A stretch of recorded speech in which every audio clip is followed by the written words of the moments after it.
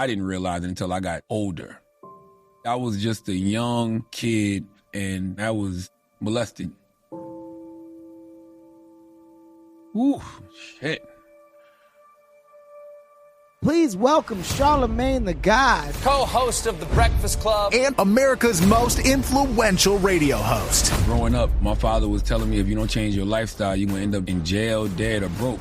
The problem was he wasn't practicing what he was preaching. When I started selling drugs, I found out he was selling drugs. Then he had an affair on my mom. So I became a player because I felt I had to be like my pops. But then I ended up getting in a situation where a shooting happened and then going to jail. But I was able to finally wake up. And I was smart enough to realize whatever I want to be doing 5 years from now, I got to start doing now. And then the microphone ultimately changed your life. But I didn't know that you'd had 12 years of rejection. I got fired 4 times. I just collected my last unemployment check. I was scared to death. But you can't live life with fear. You got to live life with faith. Next gig I got was The Breakfast Club. Fast forward 3-4 years, I'm having more success than I've ever had in my life. But I just was not happy. I was losing myself. And those suicidal thoughts just cross your mind for no reason, you know? And even now, what am I still doing here? Man.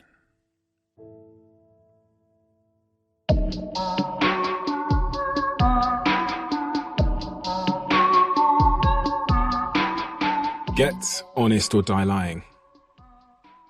Why did you choose those words? Why did you choose that title? It's a play on 50 Cent's Get Rich or Die Trying. You know, I'm always gonna have, you know, some ode to hip hop, you know, somewhere. Like my last book was Shook One, you know, that was paying homage to Mobb Deep.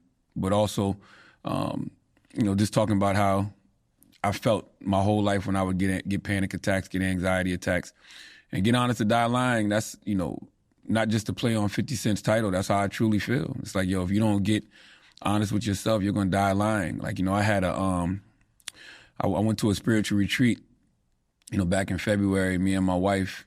And like, that's one of the things that came up for me, you know, that weekend at the retreat. One of the things that came up for me was stop lying to yourself and stop volunteering those lies to others.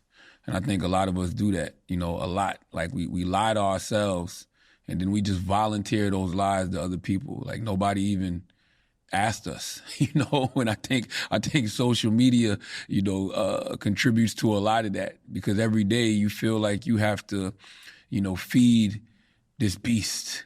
And like, you know, you might go look at your feed and at some point you got to ask yourself, who is this person?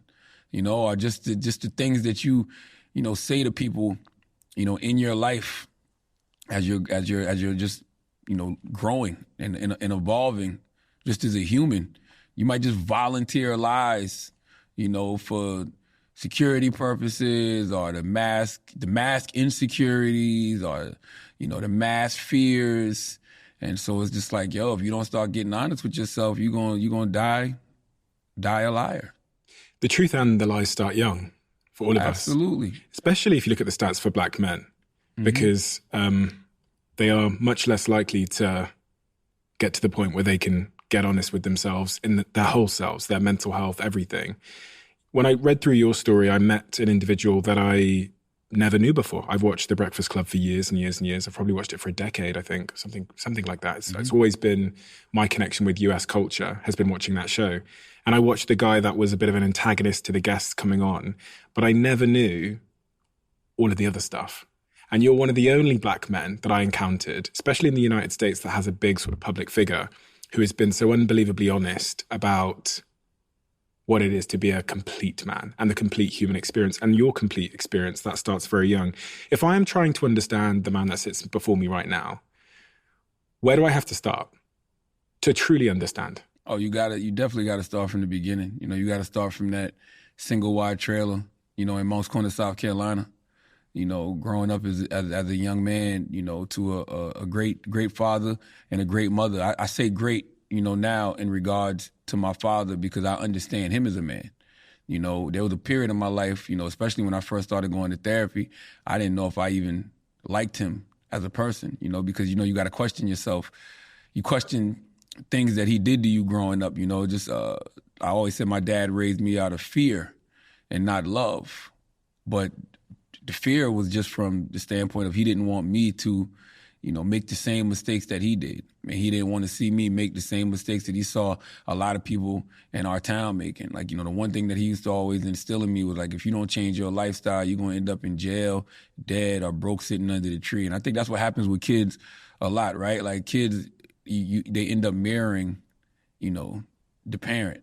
And I think sometimes when you see yourself, in your child, if you made a lot of mistakes and, you bumped your head a lot of times, man, that'll probably terrify you to see your child going down that same path. So for me, my journey would definitely have to start in Moncks Corner, South Carolina, in that single wide trailer on that dirt road.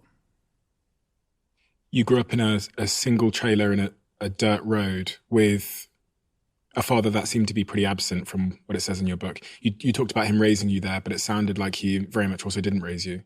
No, he was absent in the sense of he had his own issues that he was dealing with, and I didn't find that out until, 2018 when I put out my second book, Shook One, Anxiety Playing Tricks on Me, where I really opened up about a lot of my anxiety and a lot of my depression and going to therapy. I'll never forget it. It was Thanksgiving, it was the week of Thanksgiving 2018, and I had a younger cousin.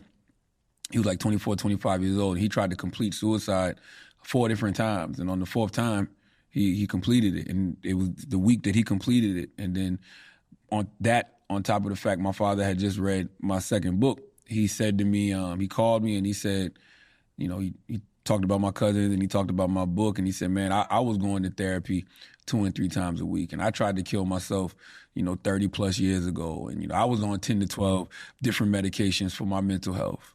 So when he said that to me, I already knew that he had the substance abuse. I knew he dealt with the substance abuse issues, right? But I knew that, but I didn't know the other aspect of it. So when I realized that, I'm like, oh, I get it. Because my dad was absolutely, there when he was, sober for the most part, or when he wasn't dealing with his own issues. But when, like I said, the way he raised me was out of fear, more than love. But he definitely, had his foot up my ass, like on, in a real way, just because he didn't want me to make those same mistakes. But, I always felt like, growing up, we didn't have the kind of relationship I wanted to have, that I would think a father and son would have. But that's only because he was dealing with his own issues. And then he started, having an affair on my mom.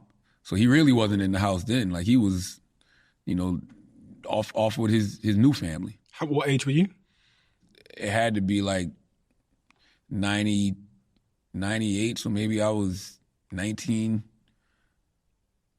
20. I probably might have been like 19, 20 when he like left the house. I think, and we model our sort of earliest relationships.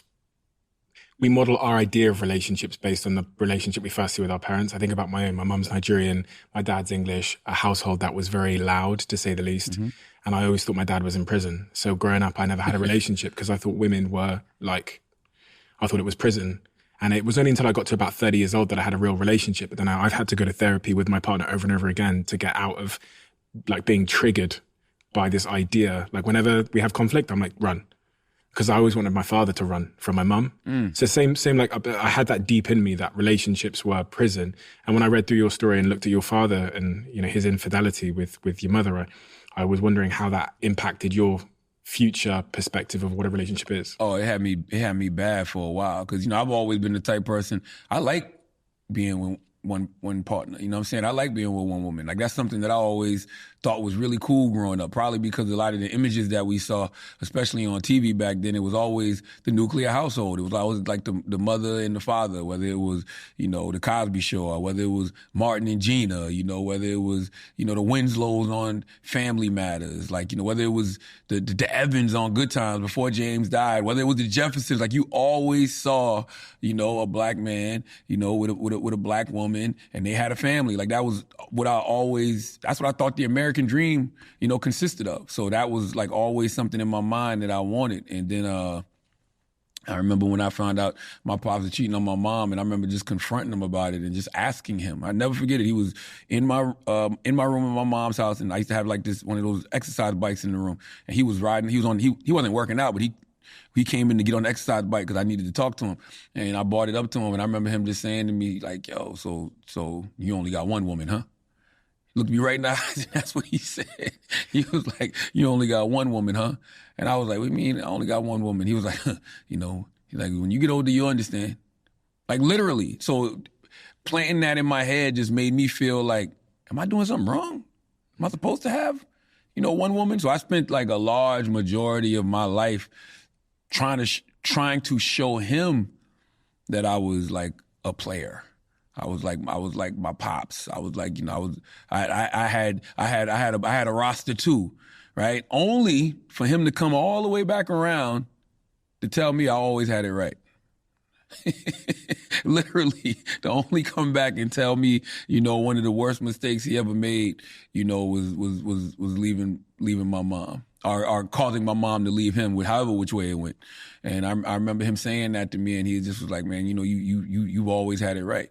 But that just that shows you, right? Just because somebody is older than you, doesn't mean that they're right. Doesn't mean that they're always correct. Like, we're always growing, we're always evolving if we allow ourselves to. And, we're going to figure out later on in life that, yeah, we did make a mistake, doing whatever it is that we were doing. And we should be able to admit that no matter the age and correct it no matter the age.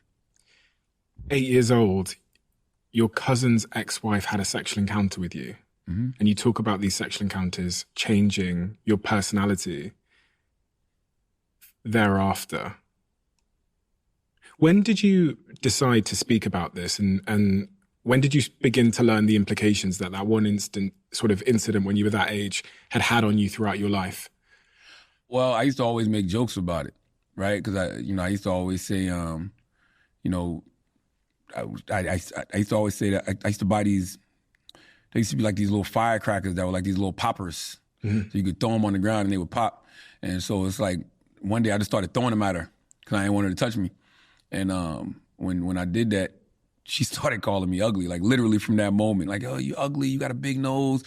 She'd be telling everybody, "Look at his nose, I think his nose is swollen." So like to the point where my grandma, God bless her dead, would like take cream and put it on my nose to try to reduce the swelling. It wasn't swollen, she was just messing with me. So in my mind, it was like a psychological thing. Like she was messing with me mentally. And how old was she? I don't know, She was 30, 40, 50? Oh yeah, she was definitely older, yeah. And you were 8? I was 8. Yeah. And I remember her, me telling people the reason I made her stop is because I didn't like the smell of her Jerry curl. So that was always the joke. And I remember watching Tyler Perry on the Oprah Winfrey Show. And I remember watching him cry over an older woman who molested him. And I remember thinking to myself, what's wrong with him? Because the way we rationalized it in our mind is like when you were young, you just used to talk about it like it was a sexual encounter. And it was, when I think about it now, like I had like me and like, 3 of my other younger friends, and all of us were talking about these sexual encounters we were having with older women. So now that I think back on it, I'm like, damn, we all was getting, molested. You just don't look at it like that when you're a young man. When you look at it, when you're a young man, you look at it like I'm just getting action early. So when I saw, Tyler on Oprah, that's when I first started like thinking about it. And I remember I forgot what year this was, but this was way, way, way back in the day. But I remember there was Twitter, and I remember tweeting about it, but I was tweeting about it in jest, like, like wondering like, what the hell's wrong with Tyler Perry? But then I had to start asking, well, what's wrong with me that that I'm not reacting to being molested the way that, he is. But then you don't even realize that it's molestation till you get older. Well, at least I didn't realize it until I got older. And I was like, oh, I was getting molested. And then when you start going to therapy and you start peeling back, the layers of that trauma, you start realizing, oh, this is why I am the way I am in regards to pleasing people. Because I felt like even though what she was doing to me was wrong and it made me uncomfortable and I didn't like it, I had to keep doing it so she'd stop calling me ugly. Because her calling me ugly was really, really, really hurting my feelings, you know what I mean, as a young 8-year-old kid. So that leads to you being an older adult who's a constant people pleaser because you don't want to let nobody down, because, you know, if you let them down, then they'll talk bad about you, you know, but that you realize you got to set those boundaries, because if those people are going to, if you making yourself uncomfortable is the only way to please said individual, that individual don't need to be in your life. That's not somebody that you have in your circle at all. You've never gone back and found out who that person was and done anything about it? No, I see her. You still see her? Yeah, I've seen her. I've seen her around in my hometown. Absolutely. You're not interested in... Nah, last time I saw her, actually, she came up to me. This was about, let me see, it's 2024. This probably had to be before COVID. You know, she came up to me at a house party, and she was like, "Oh, you so handsome." And I was like, you been thought I was handsome. Beat it. like you been thought I was handsome. Like, knock it off. Your behavior becomes problematic. 15 years old, 1993. I sort of read through from you were 15 up until your sort of early 20s, up to sort of 23 years old. And there was quite a shocking pattern of behavior involving drugs and other things. I was wondering... Not that early. 15, I was still in high school. So the disciplinary problems started in middle school. It started when I was in like 7th grade, and the disciplinary problems started just because, you know, my older cousins were like what you would call, I guess, bullying me, right? Like I was wearing glasses and I had the fanny pack, and I was in like what they had, they used to call it, the classes were broken down in letters. So it was like A and C were for like the smart students, right? So I was in like the A class, and there was only like 2 black people in the class, 2 or 3 black people in the class. Right? Rest is all white.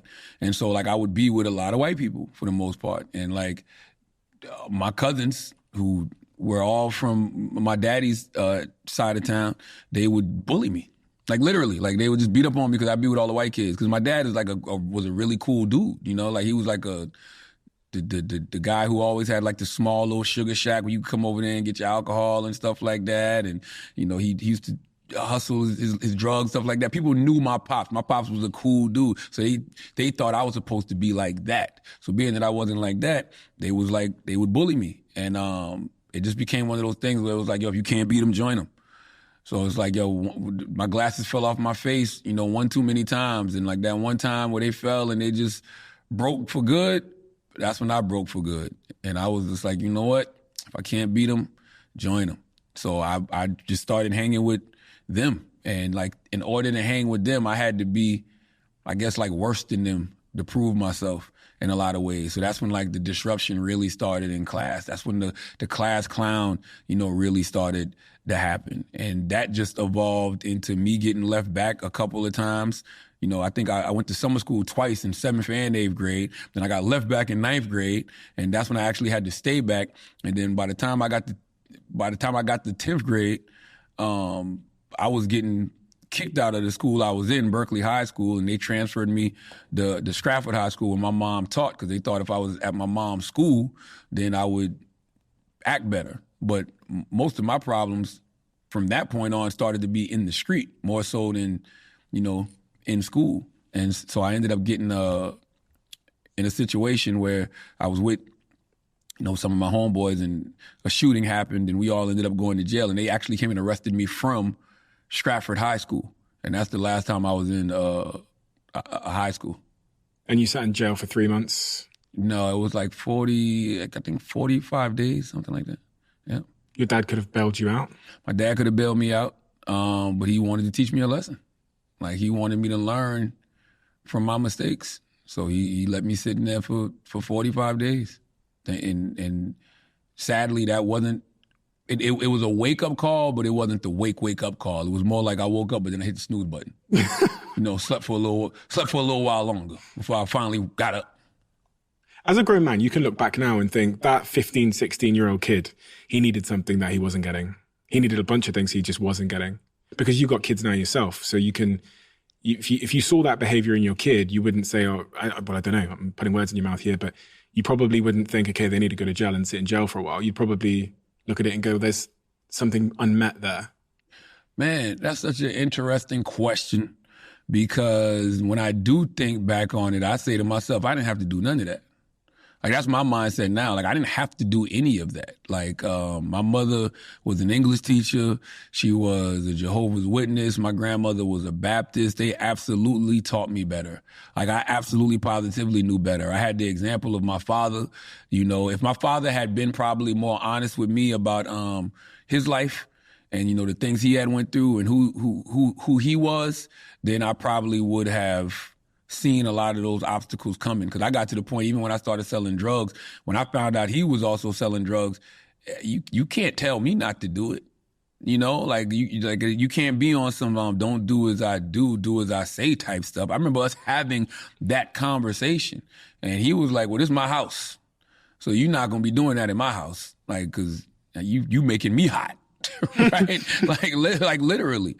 And so I feel like, you know, for me, I was just a young, impressionable kid who wanted what every single human being wants, and that's just simply security. And if you don't get security, you know, from people, you will find a way to get it. So me, you know, becoming that version of myself I was then, that was just literally for security. That was for survival. Like, I was just literally a kid that was tired of getting bullied. But, you know, once you get down on that path, you know, if nobody stops you, there will be things that stop you, like jail, you know, or sadly, in some cases, death. But then it's too late. So I just always thank God that, you know, even though I got caught up and I made those mistakes, I was able to, you know, finally, you know, wake up. I've sat with Busta Rhymes and Ashley Walters, and they talk a lot about their fathers, and they also talk about the absence of male role models, often for young black men, and how the impact of that. I've actually come to learn the impact of that by having these conversations over and over with black men that didn't have a male role model in their life that could stop them from going down that path. And I don't think it's talked about enough. Because I've learned about it from Busta Rhymes and from Ashley Walters from Top Boy. And it's really made me think that there's something we need to think more of in society, especially for people that have sort of single parents or have an absent father or an emotionally absent father. I think we could save a lot of downstream consequences with mental health, crime, and all of those things if we thought more about the importance of male role models. Oh yeah, I mean, listen, I had a male role model in my father, but the problem with my father was he wasn't practicing what he was preaching. So, you know, you have to be about actions. You can't just be about words and lip service. People have to see you and see that you're, you know, a living, walking example of what it is that you're telling others. Like, you know, I didn't even believe that men could be faithful to their women until I started seeing it from people that I actually knew. Like, and you know, it's one thing for somebody to tell you they are, but like, let's just say, you know, you're out and about at a television shoot, and you know, you're out of town, right? And you and this person or these people are hanging around after the shoot, and their wife is nowhere in sight, and they got every opportunity to do the wrong thing, but they're like, nah, I'm going back to my room. You know what I'm saying? I love them. Gotta get home to my wife. Like, or nah. And then that's when you strike up conversations like, really? Like, and then like, nah, I'm faithful. You know what I'm saying? Like, literally, like, those are the conversations. Like, nah, I'm faithful. I don't get down like that. And you're like, oh, all right, that's respectful. You know? So it's just like, actions speak way louder than words, man. And the thing I love about the era that we're in now, you know, this is the first generation. We're the first generation of people that I feel like we have the luxury of healing. The people before us, our parents, you know, I'm 45. My parents, they were just scratching and surviving. They were just trying to figure it out. They were just trying to make it. They were trying to keep some food on the table and a roof over their head. We are the first generation that has the luxury of actually healing. And I think that's a beautiful thing. So true. There's a lot of role models emerging now on the internet. you know, you think about like the Andrew Tates of the world and all of those conversations. And at the same time, what it is to be a man has become quite unclear in many respects, like gender roles. And there's a lot of, because of, you know, we're in the post-Me Too movement where a lot of inappropriate behavior was called out. And it's funny, a guy came up to me in a gym, Lifetime gym, just down the road from here in Brooklyn yesterday, came up to me, 25-year-old kid wearing a Barcelona shirt, tapped me on the shoulder, said, I love your podcast, I listen to it a lot. One question, he goes, I'm 25 years old. He goes, where do I find male role models? And I remember I was with Will in the gym, and I just remember thinking, that's so interesting because I'm getting that conversation over and over and over again. I think what he's actually saying is like, what is a man in 2014? And who do I model myself on? Because there is a lot of, you know, if you go on like Twitter, there's a crowd of people that are saying Lamborghini, 17 women, Rolex, loads of money.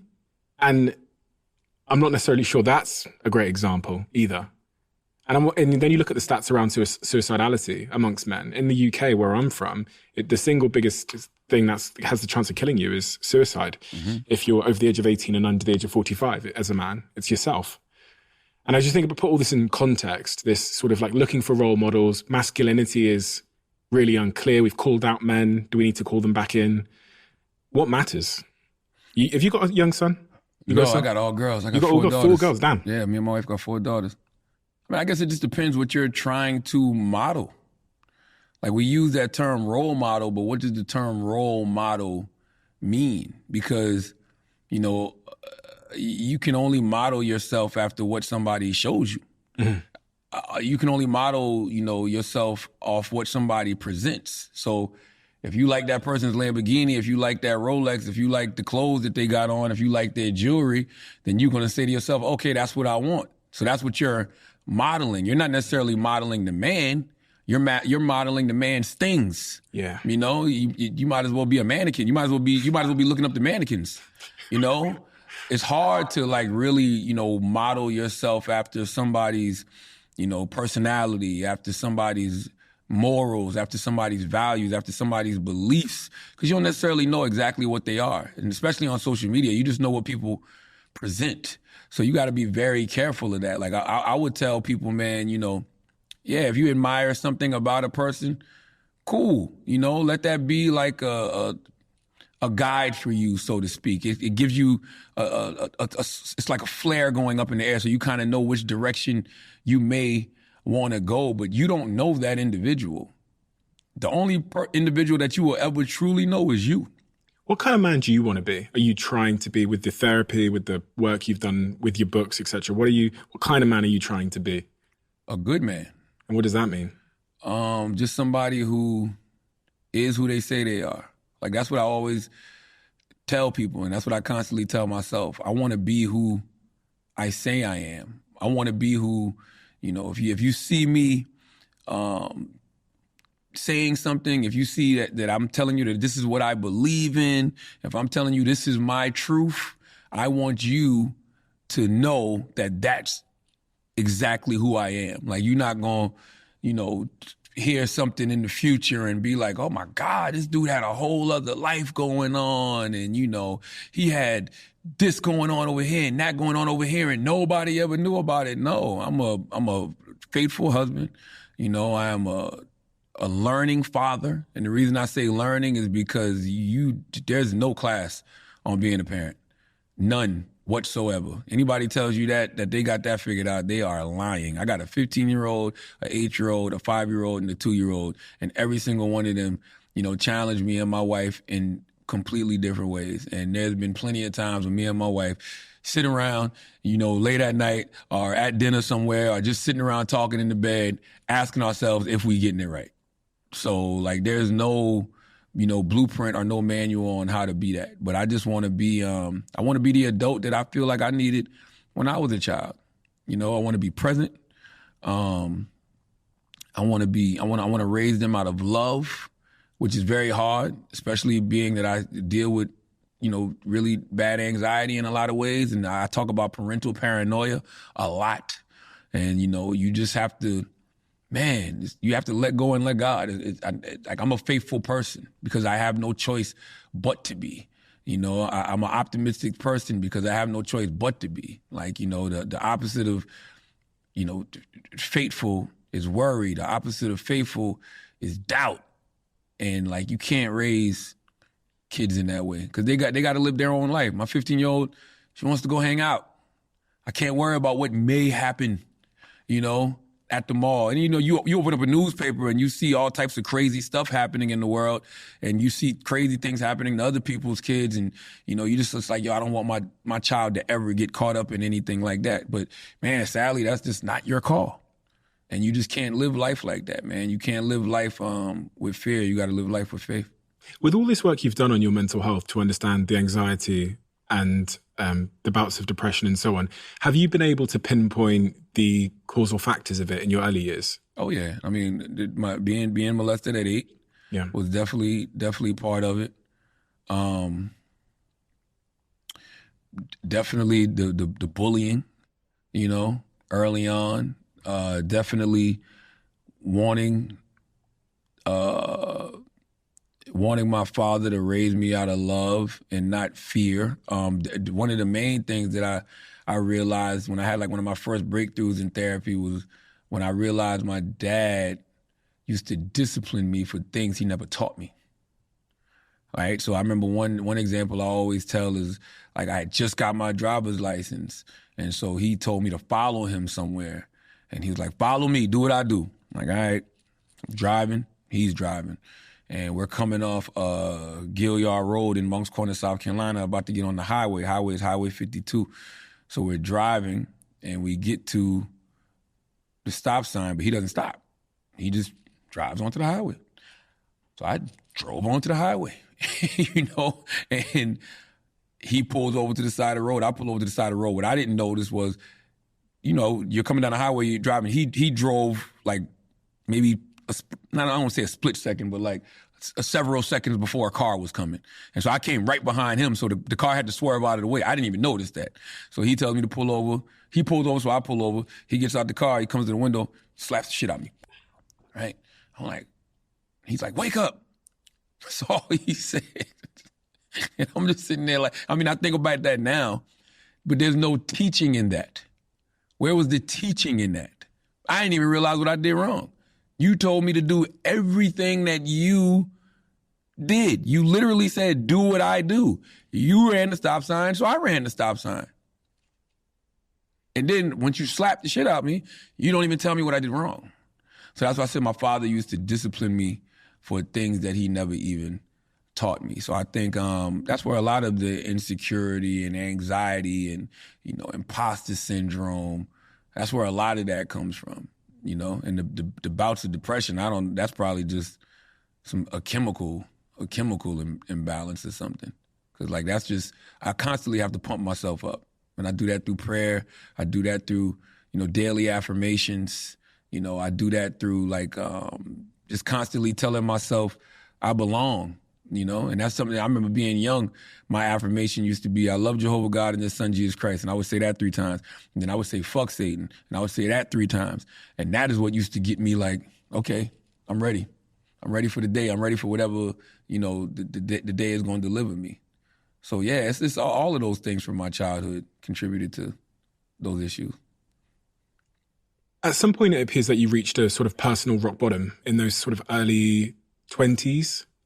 And you made a decision that enough was enough. And I find that so interesting because I sit here with so many people who reach that moment where they look at their lives and they go, listen, look at what I'm doing with myself. And some of them carry on going and they're probably not around to sit in the chair. And then some of them hit that rock bottom moment and they go, I can't carry on doing this with my life. And they make a decision to take at least one footstep in some positive direction. And that starts to compound for them. Is that accurate? Is that an accurate description of what happened in your life? Because I learned early that everything my father was saying was true. So when my father was telling me, if you don't change your lifestyle, you're going to end up in jail, dead, or broke under the tree, I actually saw that starting to happen to not just myself, but people around me. So, I had my stint in jail, but then I had people around me that was going to jail for like 5 years. Like they were going to jail for actual prison sentences. And, I had people around me that were dying, that were actually, getting killed. And I saw like, people that I used to once look up to who were older than me sitting under the tree, literally doing nothing with their lives, like becoming that next generation of, people who just sit under the tree all day and drink or do drugs or whatever it is. So I saw that happening, and I was just one of those kids that was smart enough to realize, man, whatever I'm doing today will directly impact what happens in my life tomorrow. And that's been my mindset since I was, early 20 years old. Like, whatever I want to be doing 5 years from now, I got to start doing now. Literally, that's always been my mindset. And so, when I finally got that break to find an internship in radio, like just being in that environment, being around that in 1998 as an intern, literally made me say, okay, this is what I want to do with my future. Before that, I didn't know what I wanted to do. I was going, speaking of male role models, like I had Uncle Henry, he worked at UPS. I'm like, all right, maybe UPS is the move. I had one of my mother's cousins named Bruce. He was in the military. Okay, maybe being in the military is the move for me. Like, I was just trying to figure out, what I was going to do with my adult life. And, I started working a bunch of odd jobs. I did telemarketing. I worked at a clothing store called Demo in the mall. I worked at a warehouse called Industrial Acoustics. I worked at a flower garden. I worked at Taco Bell for a couple of weeks because my sister was the manager there. I was just trying to figure things out. And at one point in my life, I worked at Demo in the mall with my now wife. I worked at the telemarketing place, and I had stumbled upon an internship probably like a year prior, which was at the radio station in 1998. And then around 1999, I actually started being on the air. And once I started being on the air, it just started to let me see what the future could potentially look like. Up until that point, did you have high hopes for yourself and your future? Were you ambitious? because I thought I was going to be a rapper. Because, most young black men, from the hood, in the late 90s are from the rural area that I was from in Moncks Corner, South Carolina. When you look on television or you open up these magazines, the people that you see that are successful are usually in rap, hip-hop, in some way, shape, or form, or athletics. And so I thought rapping was going to be the way to get up off that dirt road in Moncks Corner, South Carolina. That's why, I got a tattoo on my arm. I got Wolverine from the X-Men tattooed on my arm holding a microphone in his hand. I got this tattoo when I was like, I don't even know, like 18, 19, something like that. And I got it made by a dude named T. Willis. T. Willis was a tattoo artist in South Carolina. Tattoos weren't even illegal in this time. But I got it tatted on my arm in his apartment. And the reason I got Wolverine holding a microphone, because I always loved Wolverine, because I loved his healing powers. I loved that he was able to heal quickly from things. This is me at 18, 19 years old, not knowing anything about no therapy, not knowing anything about, the future journey I would go on of healing. This is just me back then being a young comic book lover, loving the fact that Wolverine had these healing powers, and I had him holding a microphone because I thought the microphone was going to be, what changed my life, which it ultimately did. I just thought it was going to be through rap music. The microphone ultimately changed your life. I also didn't know that you'd spent this really long stint on the radio from sort of 20 years old doing that internship right up until the Breakfast Club when you were 32 years old. So that's 12 years. But it's not just 12 years of work and graft and mastering your skill. It's also 12 years of rejection, getting fired over and over and over and over again. I got fired 4 times. I got fired from 4 different radio stations. I got fired from Hot 98.9 in Charleston. I used to do radio. I started my career at Z93, which I'm back on now, which is the actual heritage station. So the Breakfast Club is broadcast on Z93. So I'm back on Z93. But I left Z93, which was the big heritage station in Charleston, to go work for an up-and-coming station called Hot 98.9, simply because, my man George Cook, who's still a great mentor of mine to this day, he offered me a full-time radio gig. I was on Monday through Saturday, 7 to midnight. I had to take that, making $19,000 a year or something like that. But that felt so good back then because I was able to show my mom a contract and say, look, I'm making a salary. I'm making $19,000 a year, right? Like, that just felt good to say that I had a job that I had to be to, every day. And not just a job that she knew about. Because she would hear me on the radio. What did your father think? Oh, he loved it. Like that was, I mean, even when I was on Z93, that was a big deal because Z93 was the heritage station. Like that was the station in Charleston, so that was a big deal for him. Was he surprised? Having shared a jail cell with you at one point, seeing your delinquency through that period of your life, was he surprised? And you know what's interesting? I've never had those conversations with him, even to this day. Like, I've never had, like, that conversation with him, like,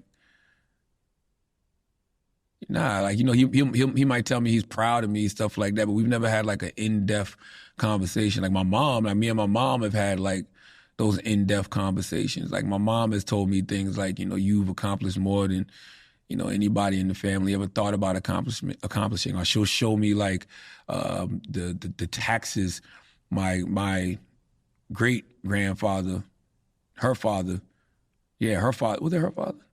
Yeah, her father, so my grandfather, she would show me like the taxes that he would have to pay on their land.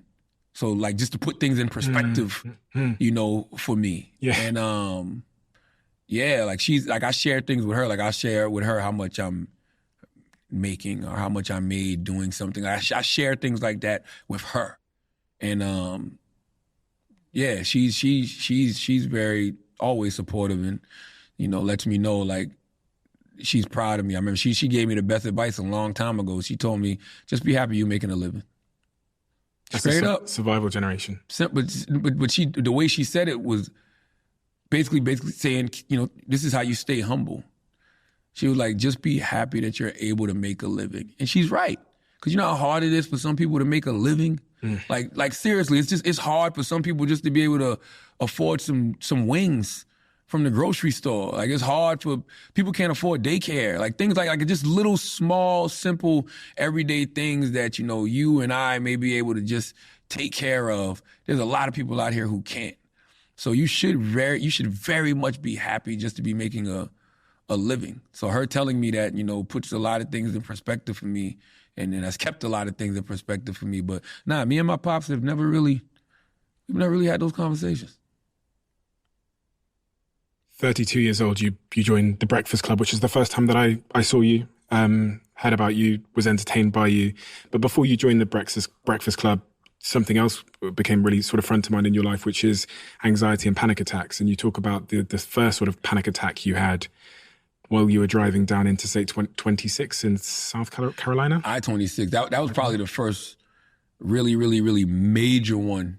The first one I ever had was definitely in first grade. I'll never forget that. Memory Elementary School. I can't forget that to this day. Like my mom dropped me off first day of school and I just could not calm down. I mean, bawling, tears, screaming, like I could not stop.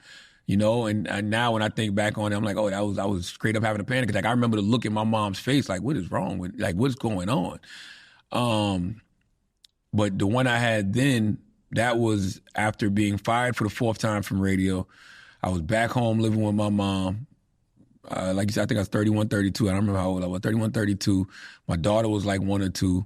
My now wife was back living at home with her parents in Moncks Corner, South Carolina. And I remember I was driving down I-26, going to Orangeburg to go see Little Duval at a comedy show. He was at a comedy show in Orangeburg. I forgot what school it was. And I just remember feeling that feeling that I've always felt my whole life. Heart beating crazy fast, mouth getting dry, palms sweaty, feeling lightheaded, dizzy, had to pull over, get some water, take a few deep breaths, and just told myself, like, look, man, I'm gonna go to the doctor yet again, because I always would check myself in the emergency room whenever I would have those kind of panic attacks, because I always felt like I was having a heart attack. And so I went to the doctor, and the doctor was like, nah, your heart is fine. You got an athlete's heart. And then he was like, he said to me, yo, you deal with anxiety? I was like, anxiety? What do you mean, do I deal with anxiety? And he was like, the symptoms you're describing sound like a panic attack. He said, have you had these before? And I'm like, yeah. And he was like, are you stressed out about anything? And I'm like, hell yeah. Like, you know? And so he was like, yeah, it sounds like, you know, that's anxiety, you know? And then he was telling me some breathing exercises I could do to possibly deal with it. And then in my mind, After he said, "Are you stressed out about anything?" the first thing I thought to myself was, all I got to do is get another job and everything will be A-okay. I just got to get out my mom's house, get my family back in position, and everything will be okay. Next gig I got was The Breakfast Club. And so you think, you fast forward 3-4 years, I'm having more success than I've ever had in my life. I'm making more money than I've ever made in my life. Everything is going great, but nothing's changed. I'm still having the panic attacks, probably even more so now. I'm still dealing with bouts of depression, and I can't figure out why. I just was not happy. And so that's what finally made me decide to start, going to therapy. We started Breakfast Club in 2010. I think I started going to therapy around 2015, 2016. How bad did your depression get in those early years, those early 30s? Oh no, they got bad. I mean, it definitely got bad. It got bad to the point where, like, I was the guy who, I love to laugh, definitely love to laugh, love to joke, love to have a good time, but then, like, yeah, those suicidal thoughts just cross your mind for no reason, like literally for absolutely no reason. Like, it would. Now's a good time to end it all. Like, just literally randomly. And you're like, what was that? And even now, sometimes it'll cross your mind. And it definitely crosses your mind a lot when you have, like, I had a friend who committed suicide, her name was Jazz Waters, and it called her Jazz Fly. And me and her used to lean on each other a lot. Like, she committed suicide during COVID. And her and I used to lean on each other a lot. Like, I used to call her, like, my wartime general. Like, when it was, like, really time to, get busy and, really strategize some stuff, that's who I would pick up the phone and call. And we would always have these conversations about, therapy and, depression and anxiety and all of that. Deep conversations. I'm talking about, we'd spend Sundays, literally, I'd be in the backyard sometimes 3-4 hour phone conversations, right? Like, away from everybody, my wife, kids, everyone, just really having conversations. So, when she did it, I remember sitting in my backyard and I heard her voice in my head, and it was like she literally said to me, "You still here?"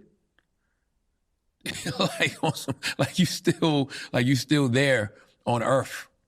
And I got that like kind of just shook me to my core a little bit, right? And so it's just like I constantly do, not constantly, like constantly is a strong word, but yeah, those thoughts just cross your mind. I don't know if it's because, it's not because I actually want to do it or because I'm thinking about doing it, but because I've had people close to me do it, and because I had those thoughts when I was younger. Sometimes I don't know if it's the survivor's guilt maybe, or survivor's remorse of it all that just makes you think about it. Like, what am I still doing here?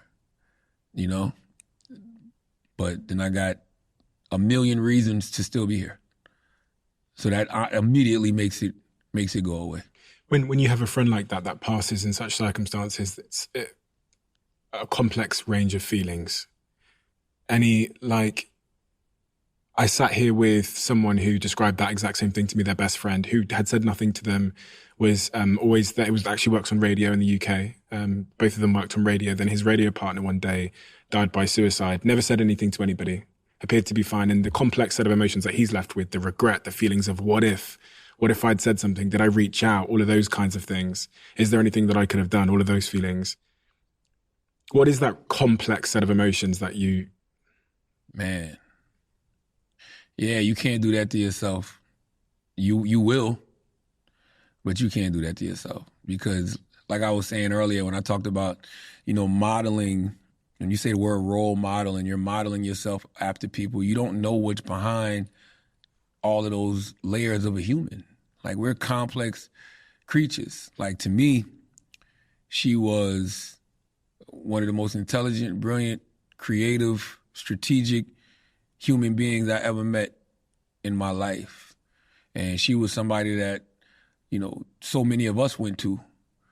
And I never felt, I didn't guilt myself with that, because I know that she would come to me with stuff too. And I would always be an ear for her. Like I was always there for her. But yeah, it is. It's just to act like that. To narrow it down to one emotion is crazy. Like you'll go through sadness, you'll go through anger, you'll go through happiness, you'll go through frustration, you'll go through thinking about those last moments that person was here, and you'll be saying to yourself, I tried. Like I tried. That's all. That's what I know. That's what I do know. I know for a fact I tried. Like it's not like we didn't, you didn't see things, So it's not like we didn't try to get that person all the help and more that they needed. But yeah, it is a very, very complex set of emotions. Something that you can't even really put in words, and not something I'm trying to suppress either. Like it is one of those things you wanna constantly confront, but it's just very complex. Because you wish that you could have what you really want is you wish you could have talked to that person that day. You wish you could have had a conversation with that person that day. That's what you really wish, and see where they were at in that moment. And hopefully if because I think everybody would probably do that. Everybody probably says the same thing. I probably say the same thing. Her mom probably says the same thing. Her father probably says the same thing. Her sister probably says the same thing. If I would have spoke to her that day, I probably could have got her in a better place. But that's not the way the universe had it designed. Your external life changes rapidly when your world, everything around you changes when you become a star on the Breakfast Club. But internally, you say nothing really changes. If anything, it was potentially worse. The panic attacks, anxiety, the bouts of depression. A lot of people be surprised by that because there's a bit, as you say, people think that you get the job, you get the money, you get the fame. I was losing myself because you got to think I'm still in survival mode. I'm still coming off being fired 4 times. You got to think what my journey was from 1998 up until that moment. Up until that moment, I'm just coming out of my mom's house, living with my mom in Moncks Corner, South Carolina. Like I just collected my last unemployment check, right? So you can't chill. Nah, I'm scared to death. Everything that you saw was me, was rooted in fear. It was rooted in, I'm not going back to that. So whatever I have to do to not go back to that, I'm going to do. That's why you see the ruthless, anybody can get it. It's still a lot of pain there that I'm probably projecting on the other people. There's still a lot of hurt there that I'm projecting on the other people. Plus, y'all done tried to fire me out of this business 4 different times. Y'all thought it was sweet when I was down in Moncks Corner, South Carolina, living back home with my mom. Now all of y'all got to feel my wrath. Like literally, that's what I was on. And when you're getting rewarded for that, that fuels whatever that is until you realize, like for me, it was around 2015. You like, this is not what I want. How do you know that? How did you know? I just wasn't happy. And at this time now I got 2 kids. Like my oldest is like 7 at the time in 2015. And my newborn had just been born. And like I got married in 2014. So it's like, yo, am I really about to become my pops? Am I really about to become, this? Even though I love this man, I despise the way he, ended up, treating his family, us, treating my mom. And I'm like, yo, am I really gonna be that? Am I really gonna get caught up in this radio star, and I'm putting star in air quotes, lifestyle?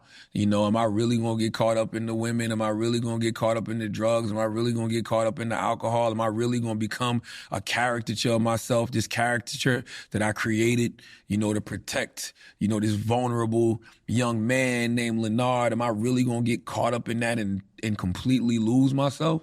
Am I gonna do that, or am I gonna, get back on the path that I know I'm supposed to be on? Am I gonna get back on that righteous path? Am I gonna do that?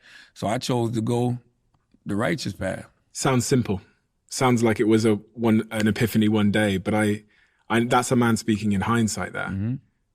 And I just want to, because there'll be a lot of people that are in that moment where they're looking at their life going, is this really who I'm going to be? Yeah, you're right. It's not simple because you'll constantly lie to yourself.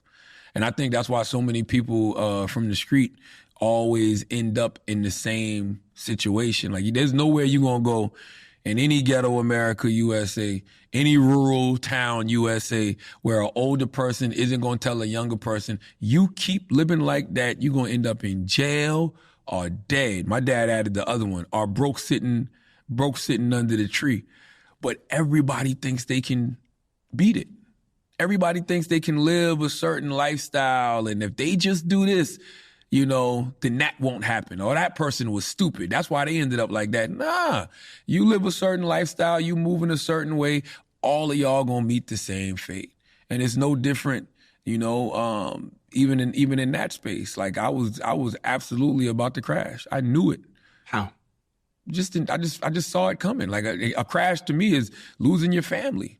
Your wife leaving you. Like, I don't want that. Like, who wants that? Like, I don't envy I don't envy people like that. I don't envy people who, and I'm not knocking them in no way, shape, or form, but I don't envy people who, lost their families because of infidelity, and now they got to visit their kids on the weekend. You were unfaithful to your wife. Oh yeah, absolutely. And she's the love of your life. I mean, there's very few people. My soulmate, 100%. You've been with her 30 plus years or something? 26 years? 26 this year. Absolutely. 26 years. Like, we were kids, and we literally grew up together in every sense of the word. Like, literally, the first time I ever filled out an application at a radio station, she drove me because my license was suspended. Like, we were together since kids. Like, literally. Like, I was at her high school graduation. I was at her college graduation. You know what I mean? Like, I said, the first time I ever filled out an application at a radio station, she drove me. Like, she went to college in Columbia, South Carolina. I got a radio job in Columbia, South Carolina. I ended up getting a radio job in New York. She ends up getting a job in New York City. Like, our lives were just like that all the time. We couldn't escape each other if we tried. And to be honest with you, I would never want to, because like, that has been the one constant in my life. That has been my muse forever. That has been the person who's constantly made me want to be the best version of myself, even when I wasn't the best version of myself. Because when you ask God for certain things, He's going to give them to He or she is going to give them to you. So when you tell God, like, this is what I want to be with this person for the rest of my life, or I'm looking for a soulmate, or I'm looking for, my Hope Brady, or I'm looking for my, Claire Huxtable, like, He's going to give you that. But are you going to be prepared for it when you get it? Same thing with any type of success. Yeah, God, He or she may give you that, but are you prepared for it? I think that a lot of us are, a lot of us get things that we're really not prepared for. And when we get those things we're not prepared for, we don't hold on to them. You nearly lost it. I feel like I did. Absolutely. I feel like I did. It wouldn't have been worth it. Even if I would have continued to have success professionally in radio, but meanwhile, my personal life, I lose my wife, I lose my family. That's not worth it. There's nowhere on this earth where that's a fair trade for me. You start going to therapy. You go twice a week? No, I always started off going once a week. Oh, really? Yeah. Well, when did you start going to therapy? 2016. Either late 2015 or early 2016. Why therapy? Who told you that was a good idea? A lot of people. I know a lot of black men, a lot of black Americans, period, don't seek mental health care. There's a huge disparity. It's almost 100% difference between white people and black people seeking mental health. Mm-hmm. A lot of people. I mean, I'm a big fan of the TV show Girlfriends. Grew up watching Girlfriends. That's one of my wife's favorite shows. So when I would go to her house when she was in college, she would have that on, and we'd be watching Girlfriends. And like, if you watch Girlfriends, a lot of them were going to therapy. That's the first time I even heard of it, right? But then as I got older, talking to different people, and they were all, ranging from men, women. Like, I remember having conversations with, Neil Brennan, who's a comedian, and he was in an interview talking about the benefits of therapy. My young homie, Pete Davidson, you know, he was talking about it. You know, my homegirl, Debbie Brown, like she was really into it, like not just therapy, but just all different facets of healing. Like if you know Debbie Brown now, like you'd understand why she was on that back then. Like she's one of the leaders in the mindfulness, you know, mental health space right now. What's helped you to heal? If you look at the like toolkit you've used? My girlfriend's alternative healing breathwork practitioner, super spiritual. She's helped me a lot with all of my early childhood, all of that stuff. All of it, brother. I therapy, meditation, breathing exercises. I done did Reiki. I got crystals at home.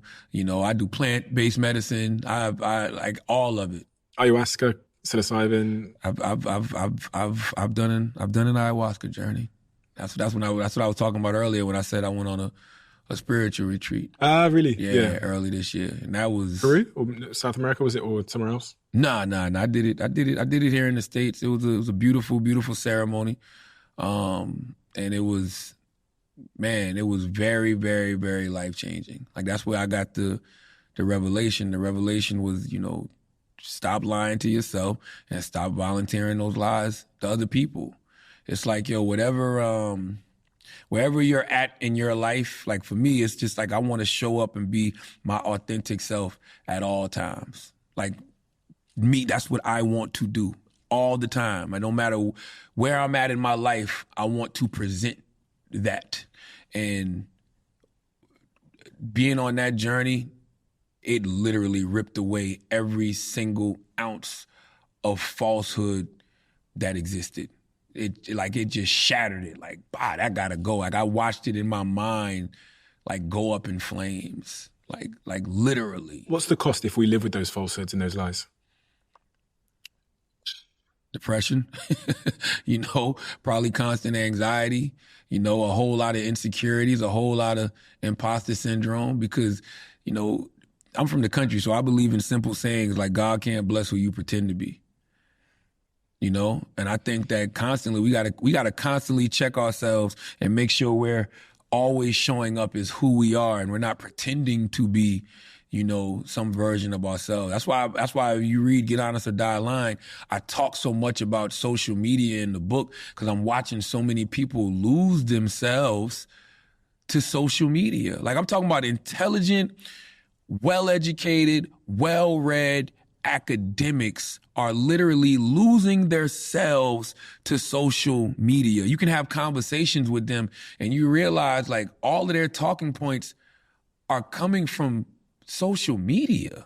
Like their thought process is being dictated by social media. These people care more about their relationships online than they do their actual relationships offline. Like I know people who are personalities who have like, you know, podcasts or who may have YouTube shows, you know, and these people will literally be on Twitter all day, be on Reddit all day, listening to what people are saying about them, reading what people are saying about them, and crafting their thoughts just to talk to them in that crowd, to just please them.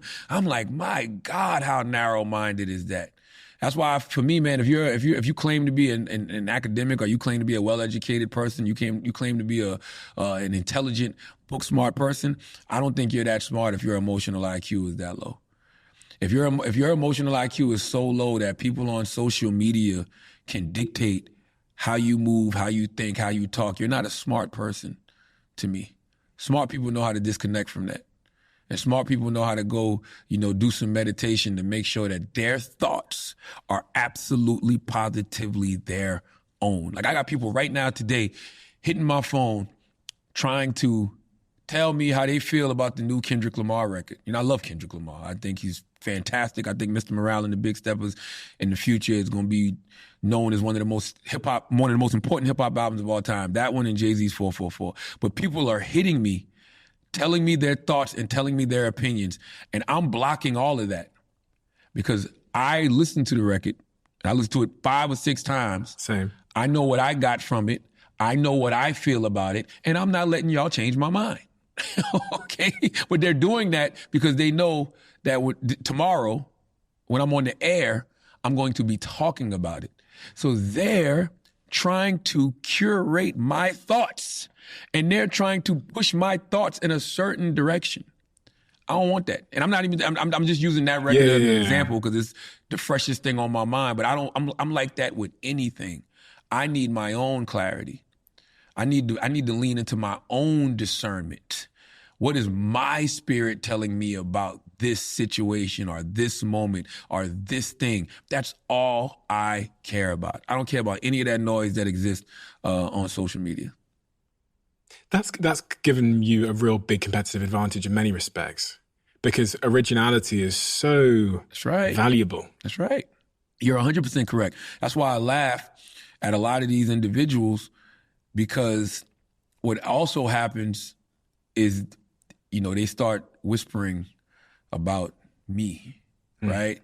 And they start wondering, well, why is this happening for him? And why does he get to do this? And why is that? Like, why is that going on? Like, they look and, because I keep growing. Mm-hmm. And they wonder why. They wonder why I keep growing and they don't. I tried to tell you, disconnect. How are you going to grow when you're not even watering your own garden? Because if you're getting on social media and you're reading what they're saying about you, and you're catering all your thoughts and all your talking points to appease those people, you're not watering your garden. You're literally trying to water somebody else's. So as you're watering somebody else's, that continues to grow and that continues to get louder and louder and louder. But meanwhile, you just stagnant. It's scary though. It's scary to ignore and then to show up as yourself in a world where we're rewarding conformity with the likes, the claps, okay, you won't be cancelled because you fit in. It's when you say, oh, I'm going to disconnect, I'm going to be myself, I'm going to be authentic. I go, Jesus Christ, that is it. Man, I get attacked all the time for thoughts, for opinions, because I don't go along with the mob. And I'm not a contrarian in any way, shape, or form.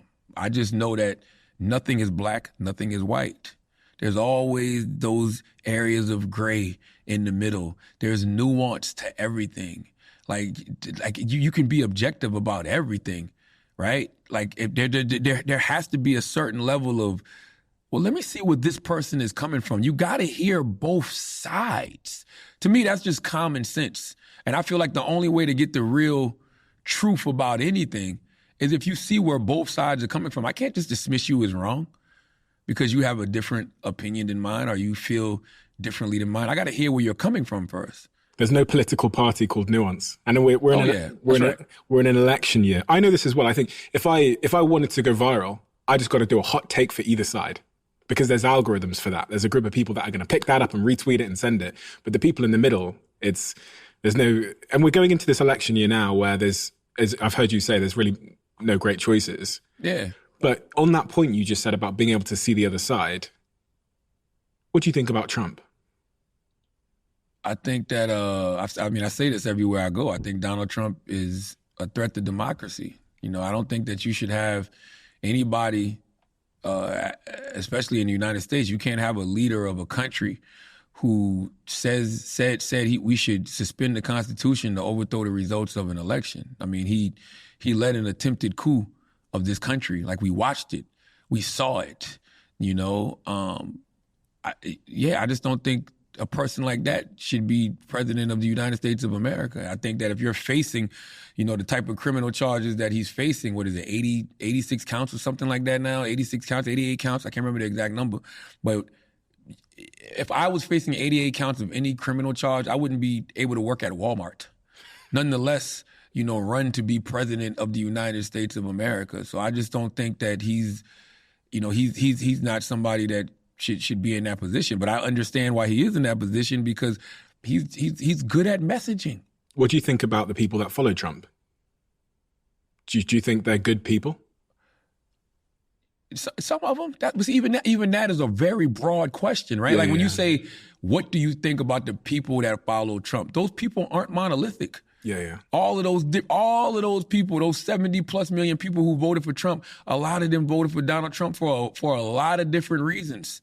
I have actual friends who will remain nameless, who I know voted for Donald Trump.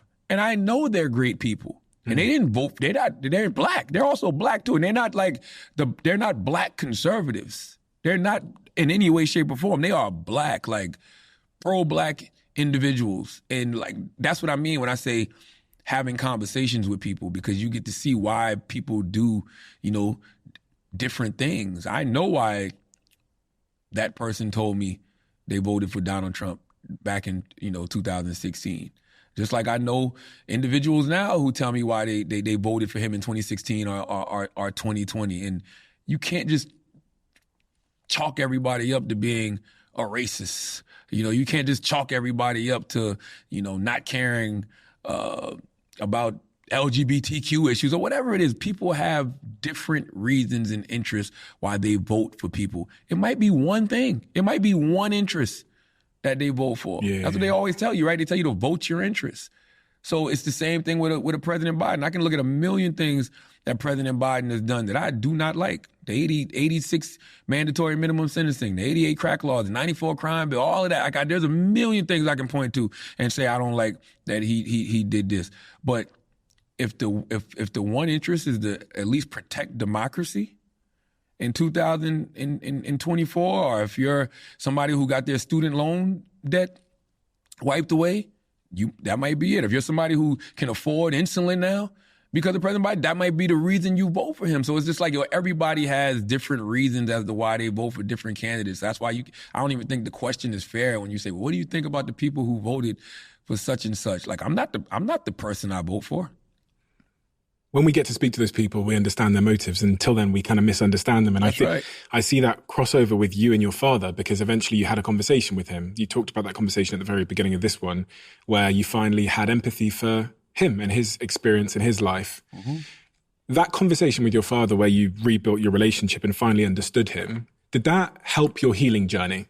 Absolutely, 100%. Because like I said, I never quite had the relationship with my father that I wanted to. And it's not too late. He's still here, right? But yeah, it did, because I realized in that moment that he was just a man who was just doing his best. And he didn't have the tools that I have. He didn't have the resources that I have. Even though he was going to therapy 2 and 3 times a week, even though he was on 10 to 12 different medications, the state of South Carolina just started giving him a check. We used to call that a crazy check back in the day. You just get a check for being crazy. Like I knew people who used to play crazy to get a check. I remember when I went to my mom and said, yo, did you know Dad was going through all of this? And she was like, yeah, I just thought he was playing crazy to get a check. So it's like all of those, if I would have known when I was young, if he would have told me all of those things when I was young, then I probably would have ended up on a totally different path much earlier. I guess that's another example of role models, right? Because I think a lot of times when we say role models, we think it has to be just about all the good a person is doing. But if a person has dealt with a lot of the things that you're going through, because a lot of this stuff is genetic, right? Like if a person is dealing with their own anxiety, if a person is dealing with their own, bouts of depression. My father, he was already in therapy. He was already on 10 to 12 different medications. He tried to commit suicide. If he would have told me all of that when I was young, I would have known what I was dealing with. I would have been able to be like, oh, okay, I'm dealing with that. It's the same way you can see it in your kids. You can, when your kids are dealing with those things, you can look at them and be like, okay, I know what that is, because, I went through that. To me, that's good. Even though my dad was dealing with all those issues, but if he was just telling me when I was young, if he would have just told me when I was young, this is what he was dealing with, then that would have been a good model for me to follow, because I would have known what it is I need, to do much, much earlier than I did. My last question before we go to the book for you. This is a question that I think is central to why, especially men, don't really talk about their feelings, or at least it's a question that I think we often just diminish, which I wanted to ask you. A very simple question. We ask each other this question every single day, which is, and please do give me the long answer. How are you doing? Right now I'm doing great. I am blessed, black, and highly favored. I'm doing fantastic. I just had a fantastic weekend, man. Like we were in Atlanta, Georgia, because I did my 2nd annual Black Effect Podcast Festival, because, I have a podcast network called The Black Effect, and, we're the home of, like 30 various podcasts, everybody from, the 85 South Show, the Horrible Decisions, to, Carefully Reckless with Just Hilarious, All the Smoke with Matt Barnes and Steven Jackson. Like, we have a bunch of different, podcasts, and we just had our second annual Black Effect Podcast Festival in Atlanta. And it's such a beautiful event because podcasting is such a new industry. And to be able to curate a space where it's like 7 or 8 of your favorite podcasts on stage, people are from 11 to 7 o'clock at night, 11 a.m. to 7 o'clock at night. We got all the food trucks, we got the vendors, we got the merchandise. Like, it's a festival. So to be able to have a real live podcast festival, to be doing it for the second year in a row, to see this, community of creatives, just come together for the day, that's very fulfilling to me. And, another thing we do during the festival is we bring 3 people out from HBCUs, because Nissan is one of our sponsors of the festival. So we bring these 3 kids out from these HBCUs, because another event that we do throughout the year with the Black Effect is called the Thrill of Possibility Summit, and we fly 50 HBCU students to Nashville, and we just have a weekend of like panels for them, and we have different people who went to HBCUs who've gone on to have tremendous success in the world come and just pour into them all weekend long. So we had those 3 individuals come speak. HBCUs. Historically Black colleges and universities. So we had 3 people from the summit come to the Black Effect Podcast Festival just to talk about the summit and, how fulfilling it was for them. And then we're doing it again this year. And the reason that gives me such a high is because, man, I'm all about service, man. Like, that's what I'm about at this point in my life. I say all the time, if I'm building things, whatever I build nowadays, if it only benefits me, it's not big enough. And the things that I'm building now, whether it's my Black Effect Podcast Network, whether it's, the company me and Kevin Hart got at Audible called SBH Productions, whether it's the book imprint, Black Privilege Publishing with Simon & Schuster, I'm able to provide so many people opportunities. Like, we got staffs and, we got presidents, of our companies, like, and, we're able to partner with people and, provide book deals and podcast deals and all of these different things. So it's just like, that is what is fulfilling to me. And then being able to take those resources and do things like the Thrill of Possibility Summit, where we're pouring into these HBCU students. Or I got a nonprofit called the, Mental Wealth Alliance, where our goal is to get 10,000 Black and brown people free therapy over the next 5 years. I do an expo every year. I think I'm on my 5th year of that, called the Mental Wealth Expo here in New York. It's a free event. I bring some of the best psychiatrists and therapists and spiritual leaders. And I've seen it. Yeah. I own the domain name mentalwealth.com. So if you want it for free, you can have it. I was going to do something with it. I bought it 5 years ago for nothing. I bought it 5 years ago for a project. Wow. And then I saw you post on Instagram an event called Mental Wealth. I was thinking, damn, I've got this domain name and he's doing something with it. So you can have it. It's just sat there. Oh, We'll send it over to you. That would be a fantastic I saw what you're doing. It's incredible. I can't think of a better reason for someone to do with that domain. So yeah. Thank you. So that's all. So to answer your question, I'm doing great. And the reason I'm doing great is because I realize that your true purpose in life will come through service to others. Dr. Wayne W. Dyer says that in The Power of Intention. I read that years ago and didn't understand what it meant. I'm talking about, I read this 20 plus years ago and didn't quite understand what that meant. Your true purpose in life will come through service to others. I understand what that means now. That's not the way culture's gone. Culture's become less religious, less community, more about yourself, your own goals, your own individual being, less about others, less about a higher power.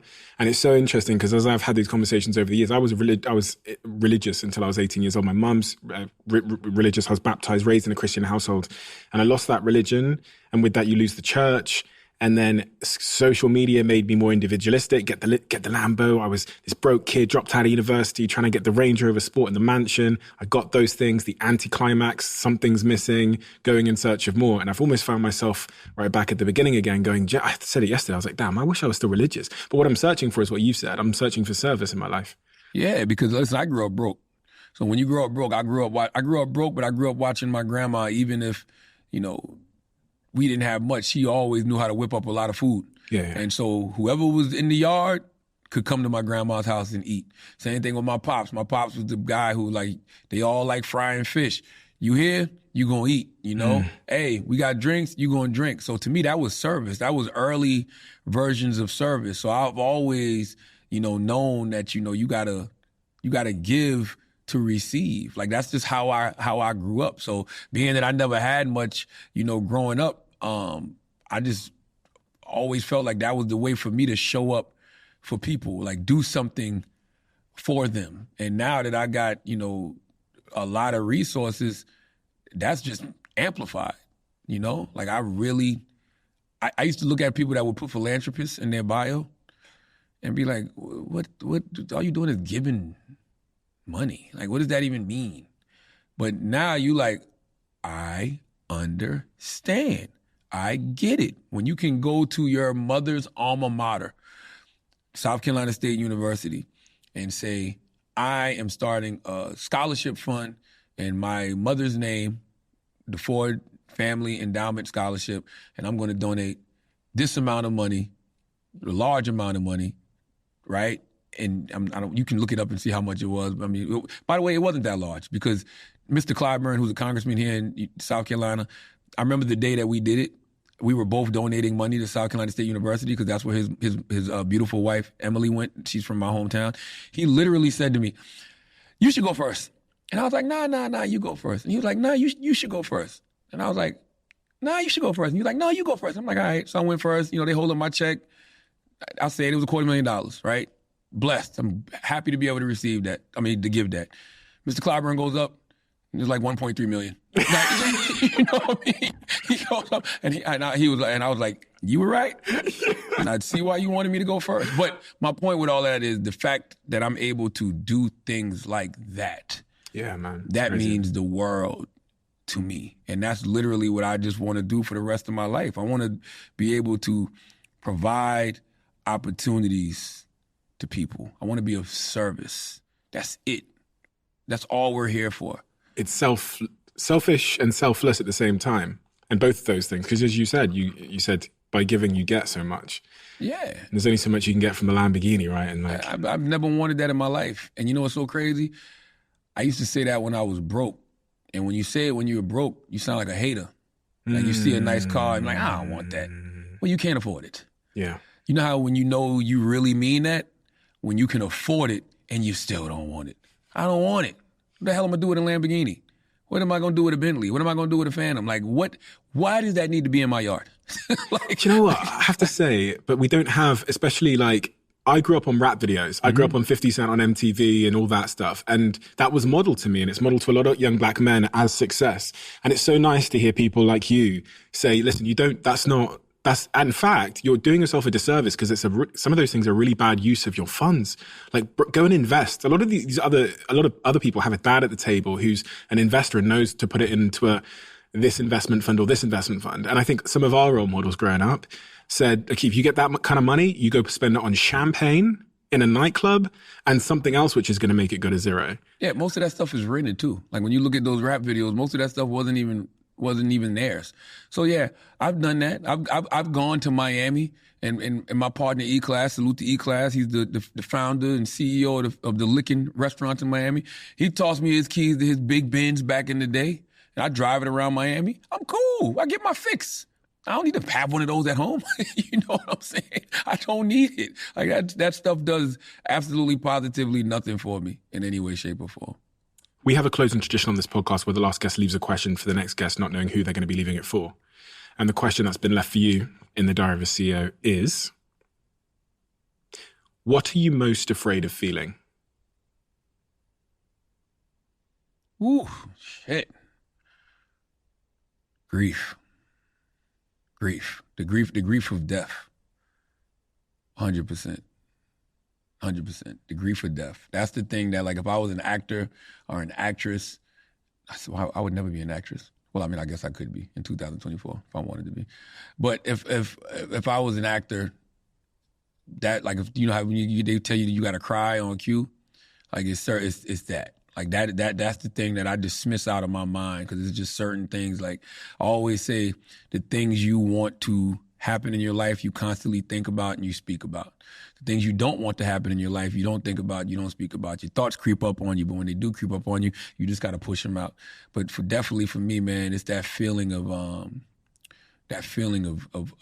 grief when somebody close to you passes. Like that is, man, I've had some like really traumatic things happen to people that I genuinely love. Like, you know, I haven't lost a parent. God bless. You know, knock on wood, I haven't lost a parent. I haven't lost a mate, you know, a wife, a significant.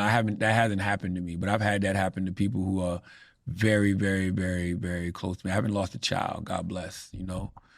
So, yeah, people that have experienced that, I truly, truly, truly, truly, truly feel for them. And I know that we all will.